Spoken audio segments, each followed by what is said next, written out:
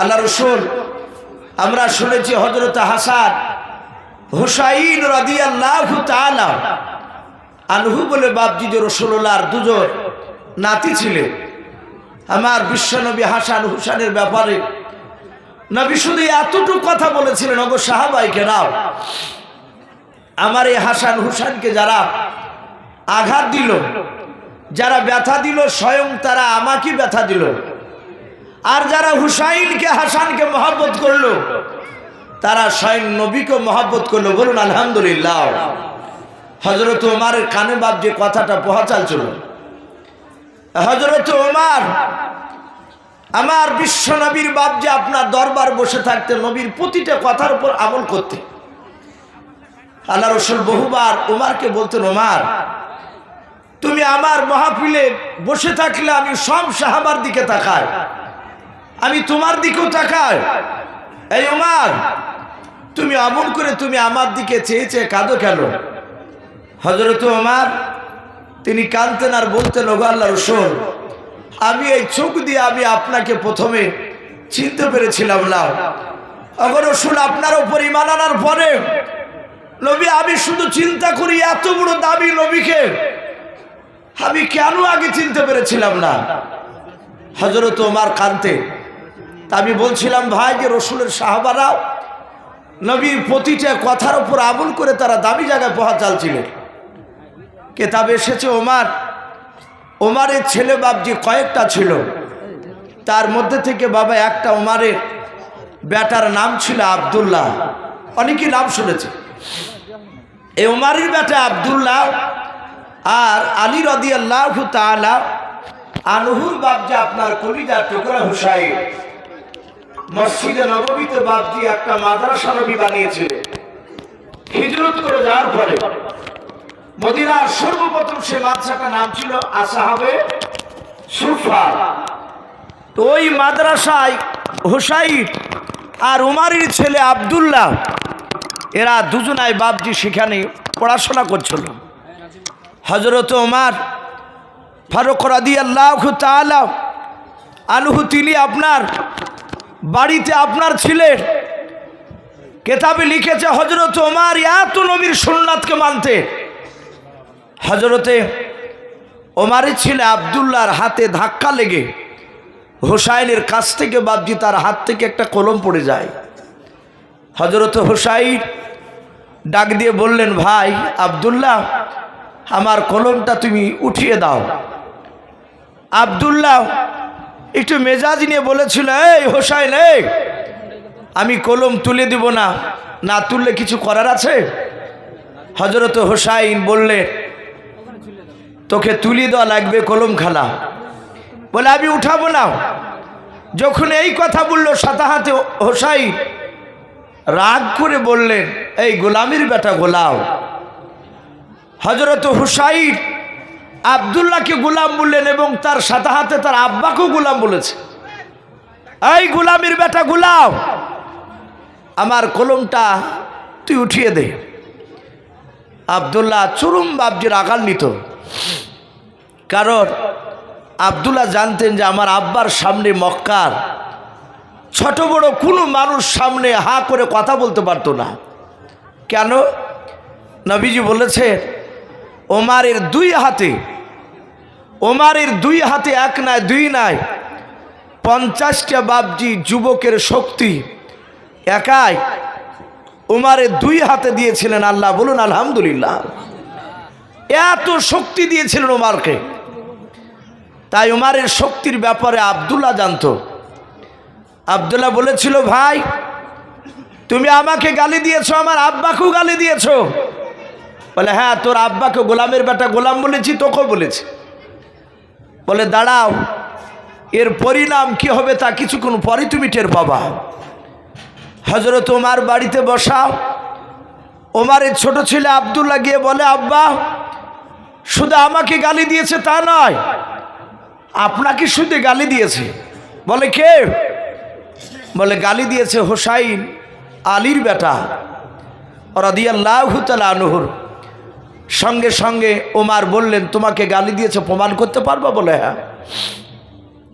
ওমর সাথে হাতে বাপজি বাড়ির ভিতরে ঘরে ঢুকে একটা খাতার কলম নিলেন, হাতে করে নিয়ে সোজা দৌড়ে যাচ্ছে। ওমারের চোখ দুটো বাপজি কুখের মতো লাল হয়ে আছে। আব্দুল্লাহ মাদ্রাসায় আসাবের সোফায় যাওয়ার পর হোসাইনকে ডাক দিয়ে বলেছিল, হোসাইন ভাই এবার তুমি রেডি হয়ে যাও, আমি আব্বাকে ডেকে নিয়ে এসেছি।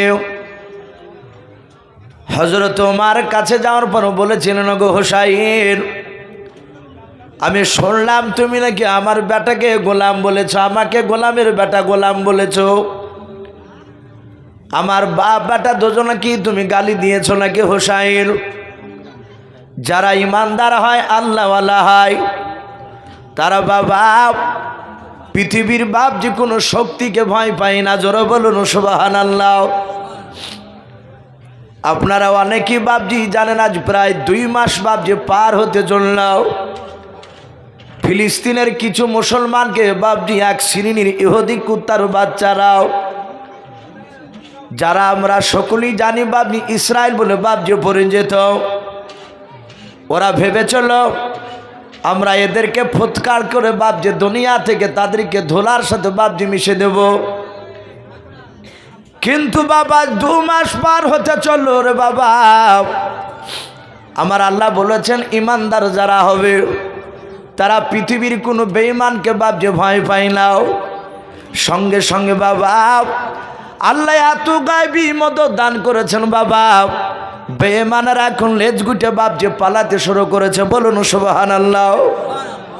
অনেক জায়গা থেকে পালিয়ে যাচ্ছে, আর প্রতিদিন বাপজি 20টা 30টা 50 60টা করে আপনার উইকেট পড়তেই থাকছে ইহুদিদের। এরা আবার আপোষ করতে চাইছে যে আমরা আর যুদ্ধ চাই না। কিন্তু ভাই ওরা বলছে, এটা তেহরান থেকে খবর দিয়েছে যে আমরা বহুদিন ধরে এখন আমরা চালিয়ে যাব, অসুবিধা নাই, আমরা থামতে চাই না। সম্মানিত ভাইরা আমার, বাবা জীবনেরা যারা ইমানদার তারা জানে যে আল্লাহ রাস্তায় যদি আপনার দিনকে বাঁচাতে গিয়ে তারা নিজের দেশকে রক্ষা করার জন্য যদি বাপজি তারা শহীদ হয়ে যায়, এতে নেকি থেকে খালি নাই। বলুন আলহামদুলিল্লাহ। আমাদের ভারতবর্ষকে যদি বাপজি হিন্দু মুসলমান যে আমাদের গণতন্ত্র দেশ, আমাদের দেশকে যদি বাহির থেকে কোনো দেশের লোক যদি বাপজি ধ্বংস করতে চায়, এখানে প্রতিটা মানুষের বাপজি উচিত হবে দেশকে রক্ষা করতে গিয়ে যদি তার জীবন চলে যায় তবু বাপজি এই দেশকে জীবন দেওয়া লাগবে। কিন্তু দেশকে বাপজি রক্ষা করা এটা প্রতিটা মানুষের বাপজি এটা ইমানের দায়িত্ব। তো ভাই আমি বলছিলাম যারা ইমানদার তারা কাউকে ভয় পায় না। হোসাইন ওমরের দিকে তাকে বলেছিল, ওমর হে আমিরুল মুমিনিন, হে আমার নানার সাহাবাগুলা, আমি তোমাকে গোলাম বলেছি, তোমার সন্তান আব্দুল্লাহকে গোলাম বলেছি, এতে অন্যায় কি হয়েছে? আমি যেটা কথা সেটাই তো বলেছি, আপনি কি আমার নানার গোলাম না? হযরত ওমর ডাক দিয়ে বলল, হুসাইন তুমি এটা জবানে বলেছো বলে? হ্যাঁ। আব্দুল্লাহ তার বাপের দিকে তাকাচ্ছে, ওমরের দিকে, হয়তো আব্বা মারবে হুসাইনকে। হযরত ওমর কাগজটার কলমটা দিয়ে বলল, হুসাইন তুমি একটু কাগজে সহি করে দাও, তুমি যে আমার ছেলেকে গোলামের বেটা গোলাম বলেছো এটা তুমি সহি করে দাও। হযরত হুসাইন খাতাটা নিয়ে বাপজি সহি করে দিলে। যাহাতে সহি করা হয়েছে, আর সঙ্গে সঙ্গে ওমর বাচ্চা ছেলের মতো বাপজি হামাগুড়ি দিয়ে নামাজের কায়দায় হুসাইনের সামনে ওমর বসে কাঁদতেছেন। বলুন আলহামদুলিল্লাহ। আব্দুল্লাহ অবাক, ডাক দিয়ে বলে, আব্বা আপনি এখানে এসে নরম হলেন কেন? এরকম তো আপনি করার কথা নয়, আপনি হুসাইনের কাছে আপনি কাঁদছেন কেন? হযরত ওমর ডাক দিয়ে বলেছেন, ওরে আমার বেটা আব্দুল্লাহ, তুমি কি শোনো নাই হুসাইনের নানা বলেছেন আমার হাসান হুসাইনকে যারা আঘাত দিবে ব্যথা দিবে তারাও স্বয়ং আমার বিশ্ব নবীকে ব্যথা দিলাও। আর যারা মহাব্বত করবে হাসান হুসাইনকেও, তারা স্বয়ং নবীকে মহাব্বত করুন। নাও ওরে আমার আব্দুল্লাহ, জানি না আল্লাহ দরবারে কতটা দামি হতে পেরেছে আমরাও। এই আব্দুল্লাহ শুনে নাও, কিয়ামতের ময়দানে যেদিন কোটি কোটি মানুষের সমাগম হবে, সেই দিনকা শুনে নাও, আমার হোসাইন যদি একটি বার যদি আল্লাহর কাছে বলো, মাওলাও হযরত ওমর আমার নানার গোলাম ছিলেন, আর সেই গোলামের বেটা তুমি আব্দুল্লাহ ছিলাও। ওরে আমার আব্দুল্লাহ, এই কথাটা বললে শুনে নাও, আল্লাহ আমাদের বাপ বেটাকে জান্নাত না দিয়ে থাকতে পারবে না। বলুন সুবহানাল্লাহ। সম্মানিত ভাইর আমার বাবা জীবনেরা, এ ছিল মহব্বত। নবীর সাহাবা উমর প্রতিটা কাজের আপনার রসুলের কথার দিকে মহব্বত করতে, তাই তো বাপজি সাহাবারা দামি হতে পেরেছিলেন। আজ আমরা বাপজি ভরি ভরি আল্লাহ রসুলের কথা শুনি, সাহাবাদের কথা শুনি, কিন্তু বাপজি আমরা জীবনে বাপজি আমল করি না। আর রসুলের সাহাবারা নবীর কথা ওয়া সামি'না ওয়া আতা'না, রসুলের সাহাবারা বাপজির সাথে হাতে নবীর কথা শোনার সাথে হাতে সঙ্গে সঙ্গে রহমতের নবী আমার জনাবে মোহাম্মদ রসুল্লাহর কথাগুলো সাহাবারা একেবারে মানার জন্য বাপজি রেডি হয়ে থাকতে। তাই তো বাপজি সাহাবারা দামি হয়েছিলেন।